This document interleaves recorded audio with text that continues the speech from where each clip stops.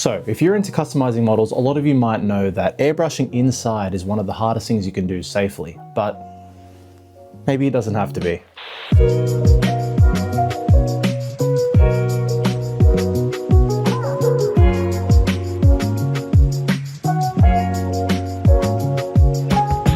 Now, if you've been following my page for a while now, you know that about a year ago, I started airbrushing and customizing my Gunpla kits. And up until now, I've been using a cheap airbrushing setup from Amazon.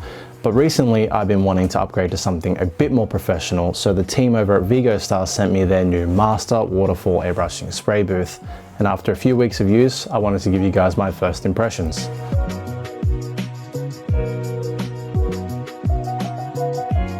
Now, for some of you, this might actually be the first time you're seeing a waterfall spray booth, and for others, you might be wondering what are the benefits between this and a regular dry booth. So I wanted to break this review up into 3 separate categories: setup, features, and maintenance and practicality. But first, let's talk about what comes in the box. Now, the Master Spray Booth is definitely no slouch when it comes to size. But thankfully, the booth comes mostly pre-built. So the first thing that will come out of the box is your instruction manual. And this will go over everything on how to operate the system correctly, including parts list, setup guide, and even troubleshooting guide for commonly occurring problems.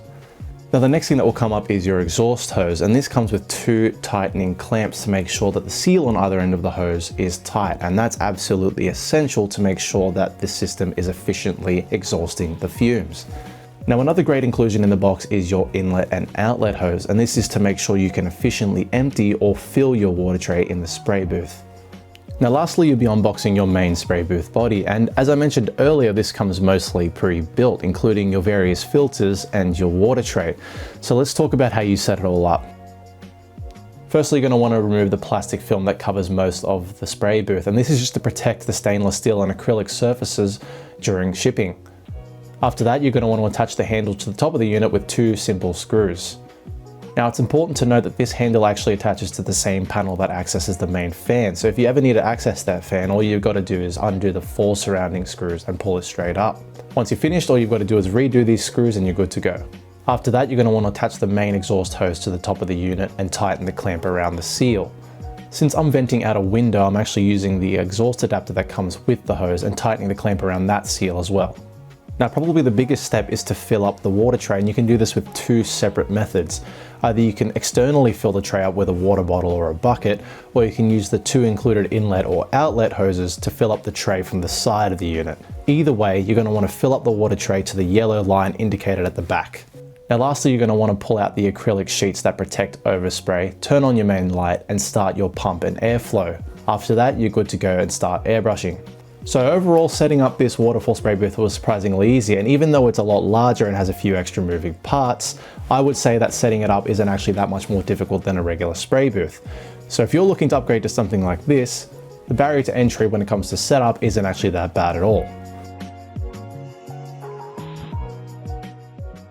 Now, for those of you who don't know how a waterfall spray booth works, it basically uses a combination of a high-powered fan and a water curtain to consistently wash the air around you. Now, it does this by sucking air towards the water curtain and physically bringing the paint particles down through a filter. The fumes are then brought through the gaps in the water and exhausted out the top of the unit. Now, Viggostar lists the Master Booth airflow at 2080 cubic meters per hour, and basically what that means is that this booth is a lot more efficient at cleaning my workspace than the dry booth I have downstairs. And it also does this while keeping noise levels relatively low, as you can see in this clip of me painting one of my Gunpla pieces.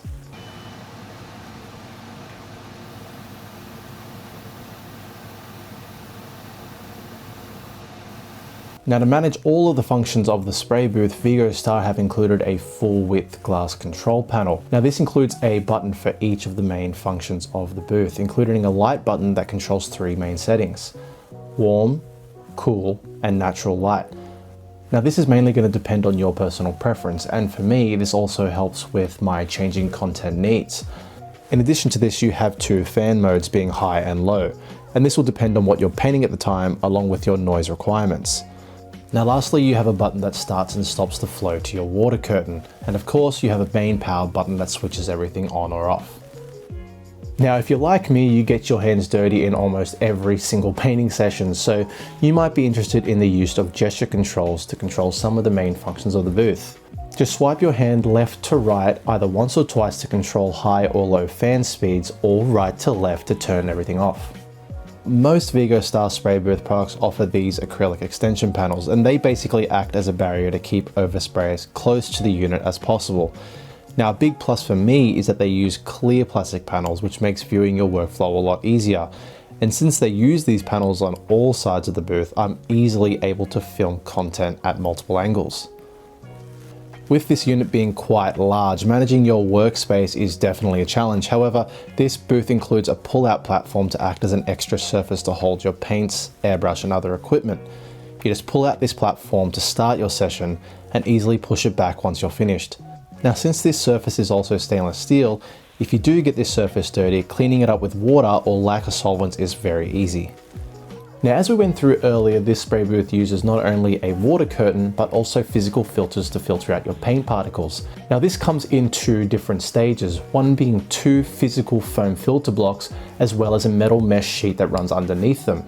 So basically, there are multiple levels of filtration to make sure all of your paint particles are filtered out before it hits your water tray and filters back through the unit. So overall, there is more than enough functionality in this booth for me to airbrush my Gunpla kits and other models, with my main takeaways being the pull-out workstation platform, as well as the water and physical filter system to manage my overspray. Now, even without all the fancy meters and measures for my air quality, I can already tell 10 minutes after my session that the air is a lot cleaner. That being said, it's important to note that no matter how good your filtering system is, it's important to use extra safety precautions, especially when using lacquer and enamel paints. For me, I use an added respirator, as well as possibly even an added air purifier on the other side of the room. Now, even with some of the other features that seem a bit more gimmicky, like the hand gesture control, they still somehow found its way into my workflow, and even when they didn't, I could just simply turn them off. Now, with this being a massive spray booth with a lot of different functions, you might be wondering how practical is it to maintain? And thankfully, it's quite easy overall. Your main points will be cleaning the water tray, filters, and your main fan. And to start off by doing this, all you need to do is pull out the water tray and either empty it manually or use the outlet hose to empty it out the side of the unit. Now, as for the sponge filters, a light rinse and wring will do the job just fine. After this, all you need to do is choose your preferred method to fill the water tray back up to the yellow line and push it back in the unit. As mentioned earlier, to access the main fan, all you need to do is make sure the main power is turned off, undo the 4 screws on the top panel, pull it up and give it a wipe down. Once it's completely dry, screw them all back in, turn the power on, and you're good to go. As for how often you need to do this, Viggostar includes a very straightforward guide in their instruction manual based on how many hours you use it per week. For a moderately light user such as myself, cleaning everything out once a month is more than fine. So, in my opinion, despite this booth's size, it's a lot more practical to maintain compared to the dry booth I have downstairs, and that's because that filter needs to be replaced about once a week or even multiple times a week with heavy use. And despite this, those filters need to be replaced more so than reused like the sponge filters in this booth. So with all that being said, is the Master Spray booth worth it when it compares to my cheaper dry booth downstairs? And I know it differs from person to person, but for me, I think it definitely is.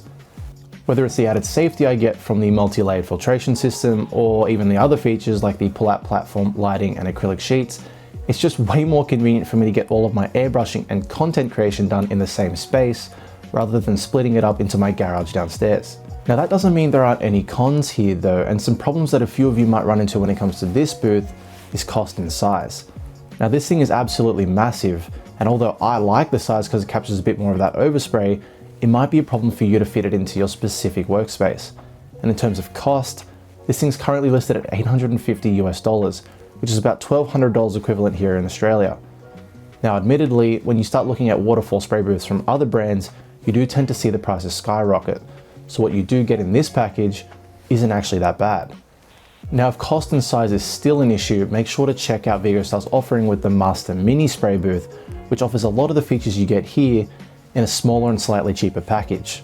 Additionally, you can use my code listed here to get a small discount off your purchase. Now, it is important to note that I will get a small kickback from this code, and that Viggostar did send me this booth for review and testing. However, everything I've set up until now is my objective opinion. So there you have it, my review and first impressions of the Viggostar Master Spray Booth. Now, if you couldn't tell, this is the first time I've made content like this, so please let me know what you did or didn't like in the comments below. And if you did like it, please consider subscribing. Hopefully I'll see you on the next video, and until then, thank you always.